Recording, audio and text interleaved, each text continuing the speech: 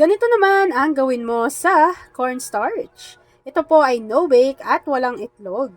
Sa una, meron tayo ditong lagayan. Tapos nilagyan ko lang po yan ng plastic cling wrap para mamaya mabilis ko lang siyang maiaangat. So gawa na lang kayo ng paraan. Tapos po ito meron tayo ditong chocolate cake bars. Dudurugin natin tong lahat.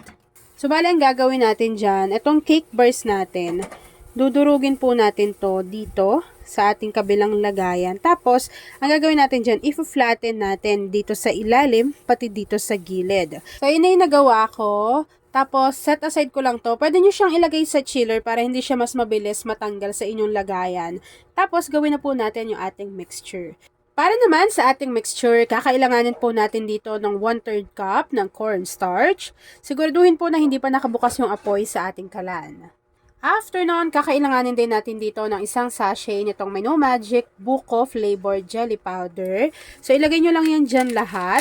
So, ito na po yung gagamitin natin na pampalasa or para lumasa lang yung mismong buko. Since wala po tayong buko mismo na ilalagay dyan. After nun, tutunawin lang po natin ito sa 3 cups of water.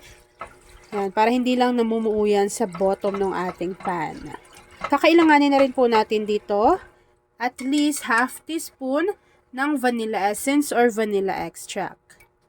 And then, maglalagay na po tayo dito ng 1 can nitong Marie Evaporada. So, alam nyo naman, 'di ba, kapag si Marie, krema sarap at krema sulit. So, yan po ay meron siyang 380 grams. So, yan ang ginagamit ni Ate New Angel dahil po ito ay mura. And then, hindi yan makukumpleto kung wala tayo ditong isang lata or 380 grams nitong Marie Condensada. So, ilagay nyo lang din yan lahat dito sa ating kasirola o sa inyong basta sa inyong mga lululutuan. After adding ng ating Marie Evaporada pati yung ating kondensada, haluin lang po ulit natin ito ng maigi hanggang sa mag-combine na sila dyan. Tapos, kapag nahalo na po natin to ng maigi at sure na tayo na wala nang namumuo na dry ingredients dito sa ating kasirola, pwede na po nating buksan yung ating apoy sa ating kalan over medium to low heat. And then, lulutuin lang po natin ito. Tapos, maya-maya makita ninyo or mapapansin ninyo nakakapal na po yung consistency nitong ating mixture. So, dapat po alalay sa apoy at alalay sa paghahalo. Yan. So, habang hinahalo natin ito at hinihintay po natin na kumapal yung ating consistency, please don't forget to like and follow yung ating Facebook page.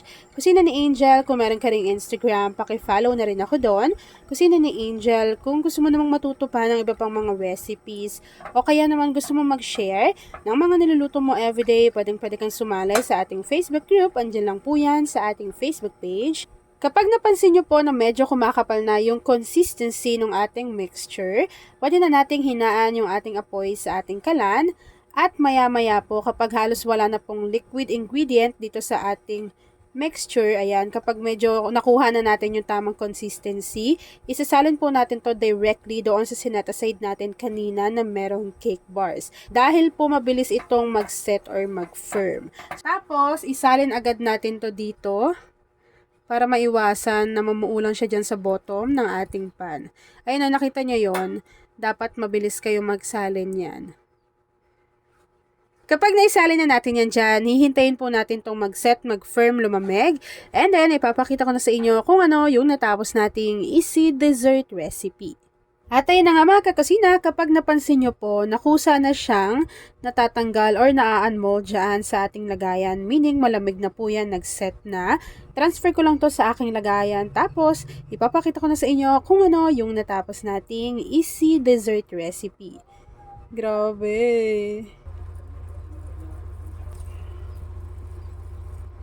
Ito yung dessert na ayaw mong galawin, ano? Ang ganda, tapos ang sarap. At ayan na nga mga kakasina, tapos na naman po ang ating easy dessert recipe na. Alam niyo ba, first time ko lang tong ginawa. Pero maka na perfect naman ni Ate New Angel. Ito na ang ating Choco Buko Pudding. Kung nagustuhan mo yung ating video, please like and share this video. At kung hindi ka pa nakakapag-subscribe sa aking YouTube channel na Kusina ni Angel, please click subscribe button, click mo na yung notification bell, click all para lagi kang updated sa bawat ina-upload kong mga videos. Grabe. Ayan o, kung ano yung nakikita nyo dyan sa video, ayan na ayan din po yung nakikita ko dito personal. Grabe, sobrang ano niya jiggly. Tapos, ang sarap ng mixture. Tapos, yung chocolate, 'di ba? Sobrang perfect combination yung mga inilagay natin dito. So, kung gusto mo gumawa ng ganitong klaseng dessert, gumawa ka na niyan. Tapos, itag mo si kusina ni Angel. Or ako, si ate mo Angel. Ayan. So, yun lang mga kakusina. Thanks for watching and enjoy this video.